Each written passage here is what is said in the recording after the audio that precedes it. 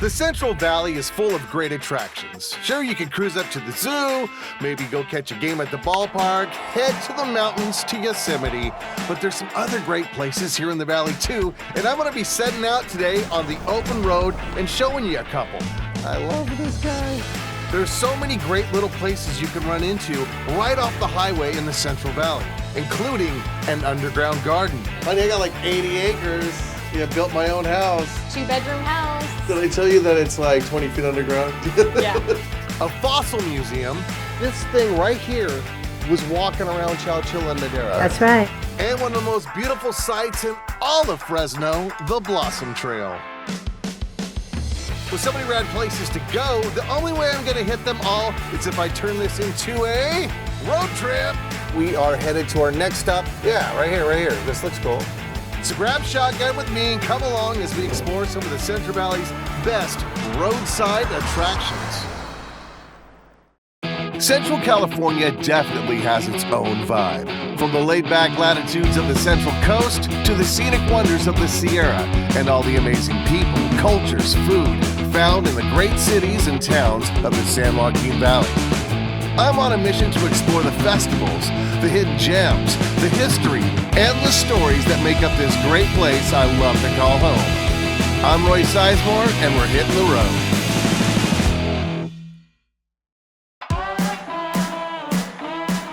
Hitting the Road with Roy Sizemore is made possible by viewers like you. Your support fuels the adventures and incredible connections that make the Central Valley special. Every journey we take, every story we share is thanks to you. Become a member today to help keep the good times rolling. Visit our website to learn more. Thank you.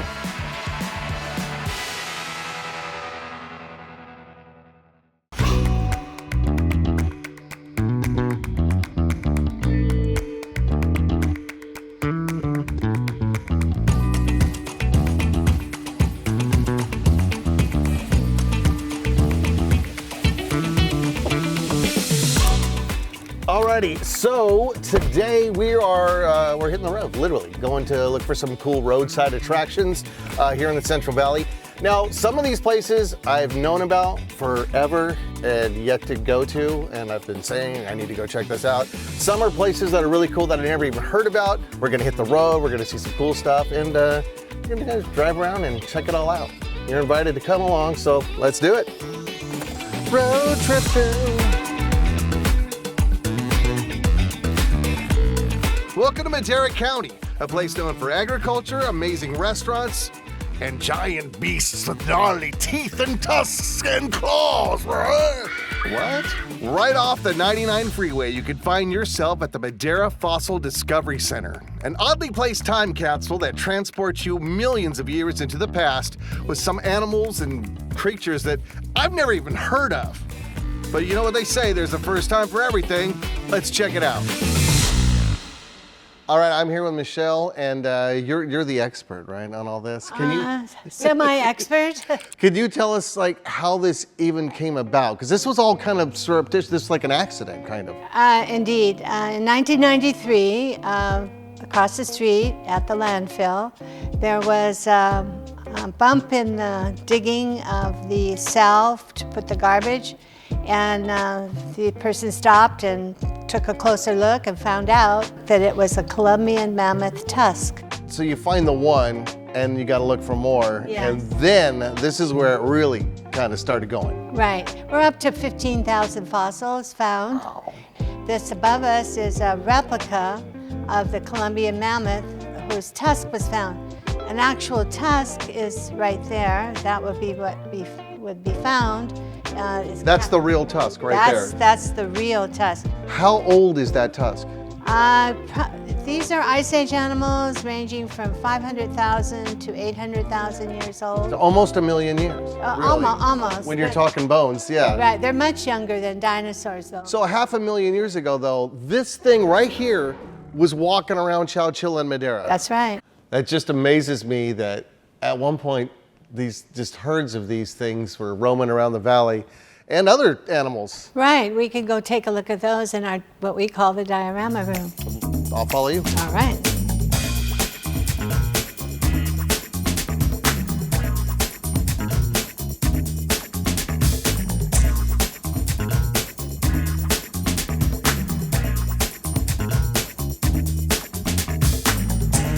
All right, here we are in the Diorama. diorama. Now, all of these, all these animals, all these beasties behind us were actually found. All these animals actually roamed here. Remains of these exact animals were found here. Absolutely. And behind you is a chart, or in front of us is a chart that shows the exact percent of the fossils of the 15,000 what we have found. And then this, the saber-toothed cat, I believe you found when they were excavating, they found a new species that hadn't been found before until they came right here to Madera County. I believe that was the scimitar cat. So it was a whole new discovery right here in our backyard. Right. Behind me is the saber-toothed cat, and that's my favorite carnivore here. He is the California state fossil. So it's another. We have our own state fossil. Yes. So we have the poppy as our flower. The quail. Well, thank you. Okay, quail, you know, I'm glad you know it. And then our dinosaur, our fossil is the saber-toothed cat. That's correct. You learn something every day. This is why you watch PBS right here. I want to get to this guy though. This is my favorite. This scared the heck out of me. 40 miles an hour these things could run. And 1,200 pounds. 1,200 pounds. Right. So imagine you're out walking and this thing covered in teeth, hair, and muscles comes barreling at you like a runaway Hyundai. Like a Hyundai with teeth. Where'd this giant clam come from? It was found up at Mammoth Pool. This was from Mammoth Pools. Right, and it weighs about 150 pounds. That's a lot of chowder. Absolutely. That's amazing. And then what else do we have here? Show me around. Okay, well, we do have a laboratory. A lab? Yes. Oh, this is how Jurassic Park starts. In here is where the, from the field, the landfill across the street, would come the fossils that are encased. The bottom line is anything you see in a cast around here will not probably come out of it because it will deteriorate. That's part of the process of getting a fossil cast in the field into the laboratory.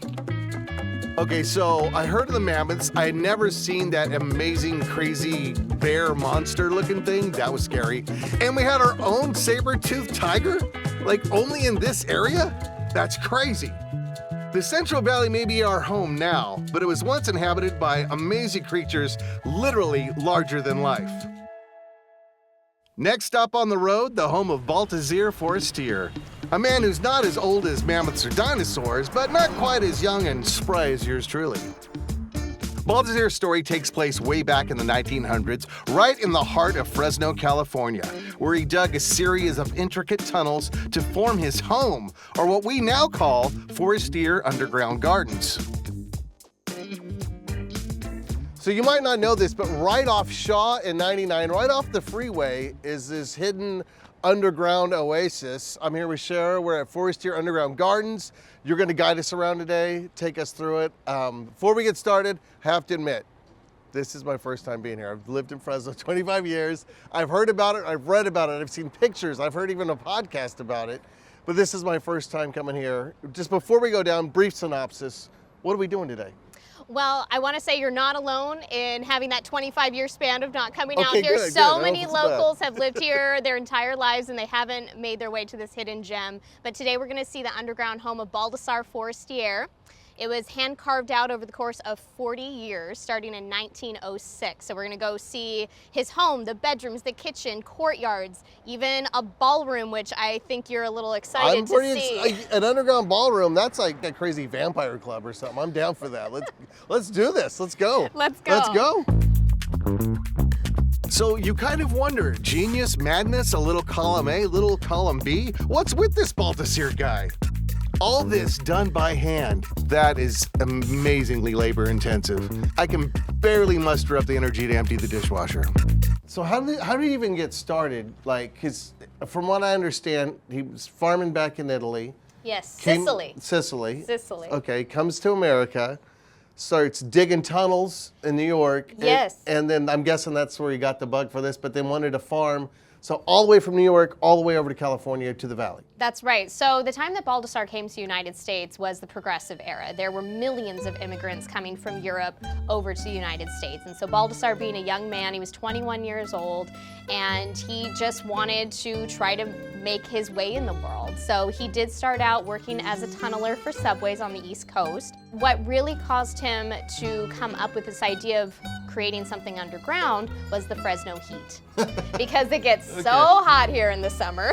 Yeah, facts. Yes, so he just had to think of a way to escape that. You know, he's working all day in the hot sun, so he thinks he's just gonna dig himself a cellar, just one room.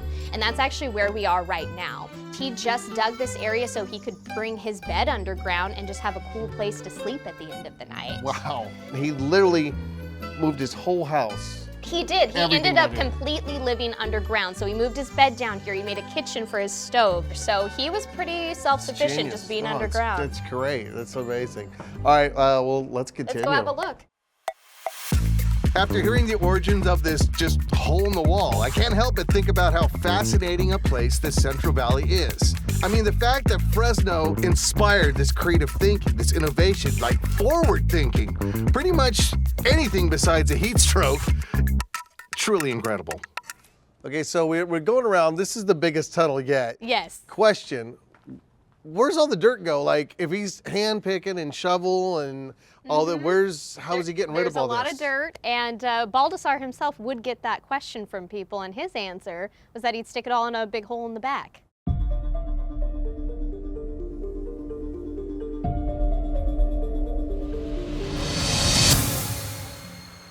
But where'd the dirt from the, see, no, I see what you're doing here. What he really did was he moved it all up to ground level, and he built up a topsoil on his property. So where before he wasn't able to plant those citrus trees in the hard pan, he built up so much topsoil that he was able to plant trees up there, which is why we have fruit trees up there today.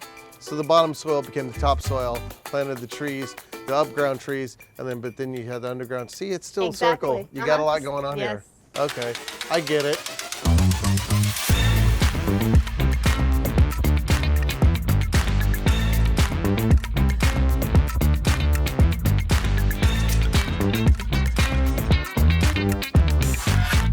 Okay, so now we're in the bedrooms, and there are, I see 2 beds. Is this like an I Love Lucy like thing, like the separate beds, or? It is not, because Baldassar was a single guy. He did have a few girlfriends over the years, but never married.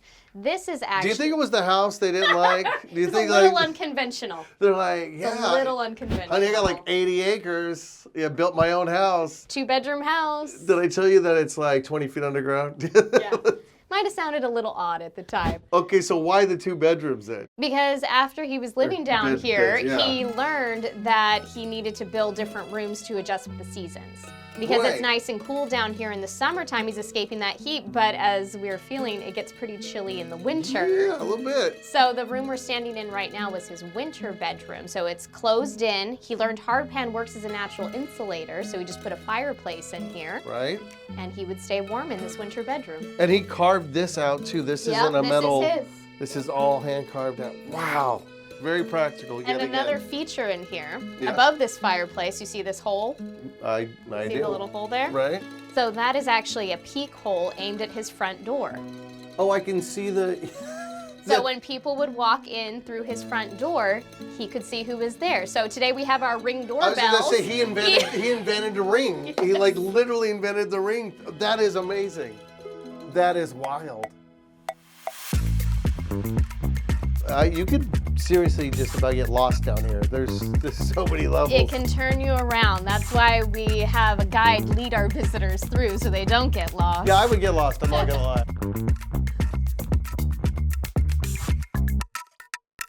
So I hear you're a fisherman. That is like my favoriteest thing to do. Well, you are going to love this because Baldassar would go fishing as well in the San Joaquin River. Okay, and the fish that he would catch, some of them, of course, he'd keep for eating, but sometimes he'd get those little guys that he would then bring back here to his aquarium. Okay, this is the aquarium I've heard so much about. This it's like is the aquarium. A tri-level aquarium. By the way, I would be really good at that because I catch a lot of small fish too.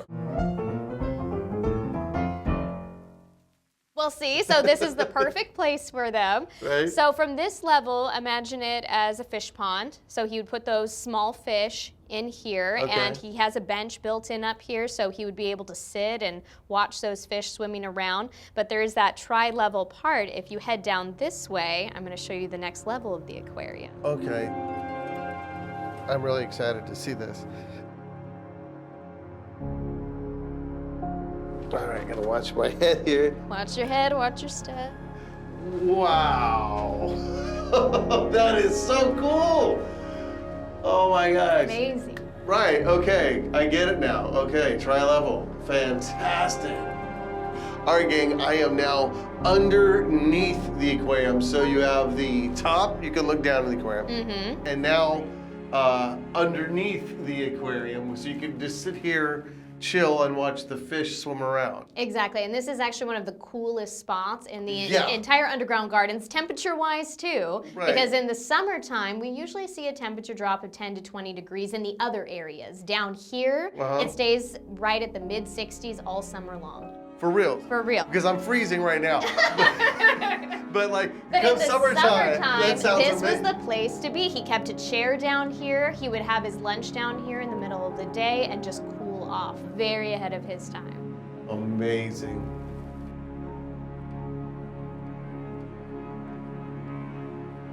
All right, so now this is the grand finale, as it were. Yes, it is. We are now entering Baldassar's grand ballroom. Okay. Well, this is a lot nicer than like dirt and rocks. It is pretty different. Part of that is because this was the final project Baldassar worked on before he passed away, and he actually passed away before he was able to finish this room. Okay, so he didn't lay like these floors and all this came He later? didn't. This all came later from his brother Giuseppe, who ended up taking care of the property after Baldassar had passed away. Giuseppe decided to finish this room as a labor of love to Baldassar.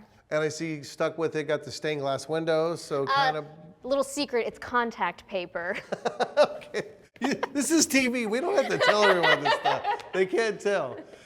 Stained glass windows. Yeah, the beautiful stained glass windows and the terrazzo floor. So what was so you could have bands, you could have like a wedding, you could have... That was his idea. He wanted to have big celebrations and parties for his resort. Right. So he excavated this room and made the stage. So yes, you could have live music up here, or someone could get married up here. So this looks like, though, did he do this part or was this... He did this part. Okay, that's it does. It looks like You can this is his recognize stuff. his work, yes. Right. This was him.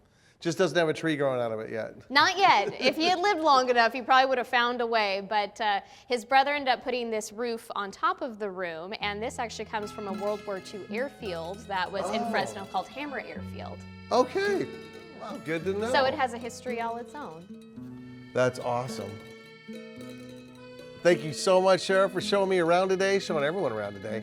Really appreciate it. Again, you really need to come here personally to see it and really experience it. I mean, there's stuff we didn't even see, right? That's true. There's areas that we didn't get to today. So we do encourage people to come out and experience it in person. Yeah, it's truly amazing. And when are you open? Are you seasonal or are you? We are seasonal. Okay. Usually March through November. It is dependent on the weather, but March through November is our typical season. Fantastic. And any parting words you want to say to any of the folks out there? Yes, you know, Baldassar used to say to make something with a lot of money, that is easy, but to make something out of nothing, that now is really something. And I think after what you've seen today, you would agree with that. I totally agree with that, and you should see it for yourself. And on that, thank you, and come on out to the Underground Gardens. So reflecting on this experience, I have to say Baldassar was a genius. I mean, first of all, to have the whole idea, but to actually go through with it, truly amazing.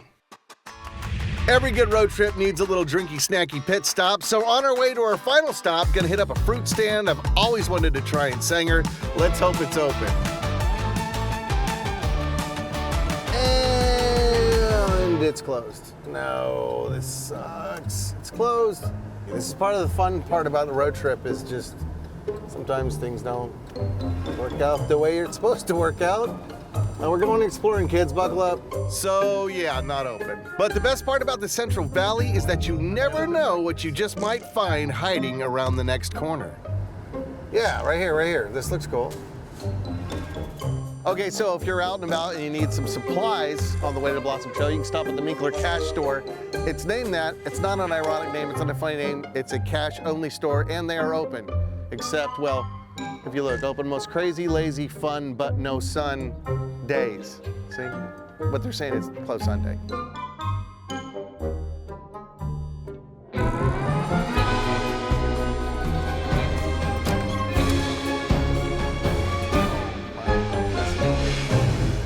Hello. Hi. You must be Mary. I'm Mary. Hi, Mary. I'm Roy. Pleased to meet Roy, you. pleasure. And this is your place. Kind of like yes. I'm the keeper of the gate. Keeper of the... And how old is this? Okay, this is it was built in 1920, so it's 104 years old. Wow. Always been kind of what it is. It's a grocery store a little bit. Like back in the day, it was more mercantile, so they had tires, Levi's, sundries. Actually, yes, that's eventually how we got into it. Okay. My father was a feed salesman, my stepdad, and this was on his route. It came up for sale. He didn't like it. And he didn't like it. He's a great salesman, but not, hi, can I help you?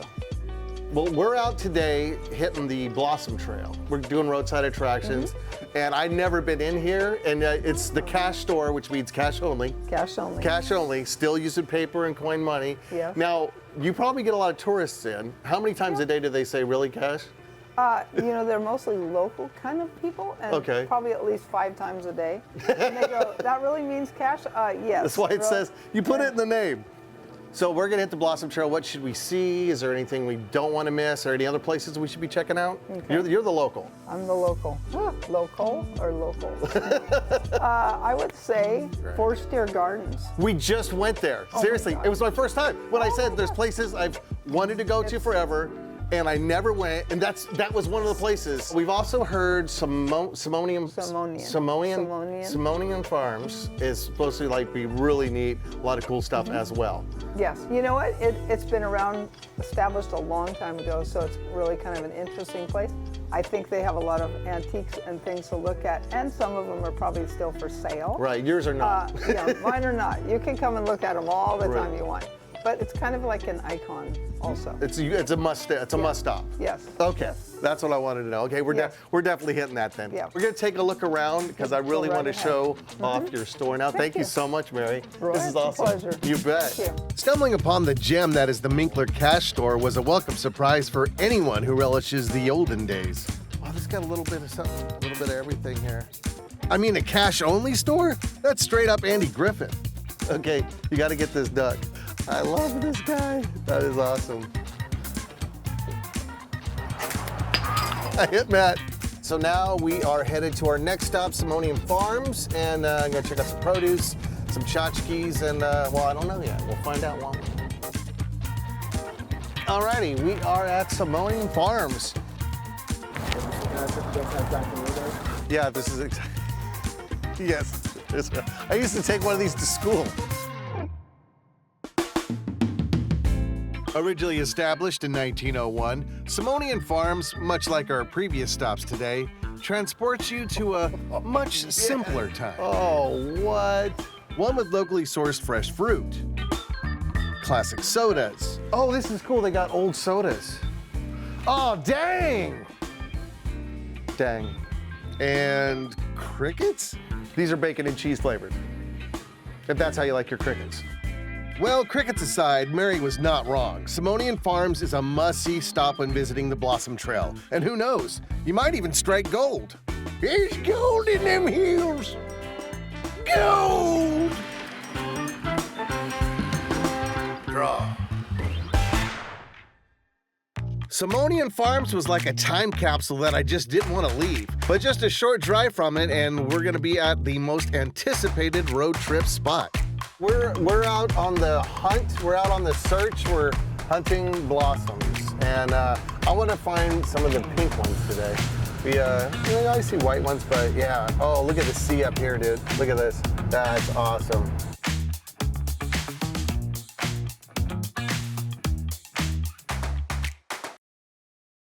Man, that's nice. Out here in Sanger, California on the Blossom Trail, you might wonder, why are those pink? Why are those almond blossoms pink? Because they're shy. They're embarrassed. No, it's because they're not almonds. They're peaches or nectarines. That's why they have the beautiful color. So, question, when is the best time to hit the Blossom Trail? Because weather's different, you know, every year's different. Real simple, keep an eye on your social media because everybody comes out here to take pictures, okay? You got the engagement photos, the cute couple photos, the family photos. It's a little overdone, to be honest with you. But would make like probably a really killer montage to end the show with. Just saying.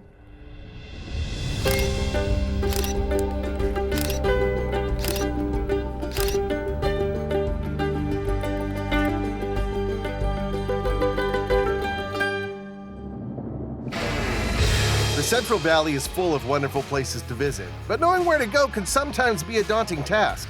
We hope after today's episode you have an idea or two of where to start. With so many remarkable places to visit in the Central Valley, the Fossil Discovery Center, Forestiere's Gardens, Minkler, Simmonian Farms, the Blossom Trail, the history of this valley lives within the fossils, gardens, and antiques that were left behind by those who came before us. And it's up to us to discover it all. So pack up the car, make a lunch, and get out there on the road and check out these amazing attractions.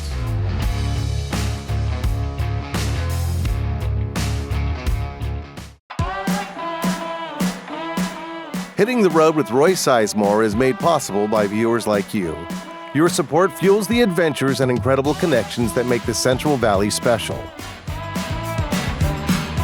Every journey we take, every story we share is thanks to you. Become a member today to help keep the good times rolling. Visit our website to learn more. Thank you.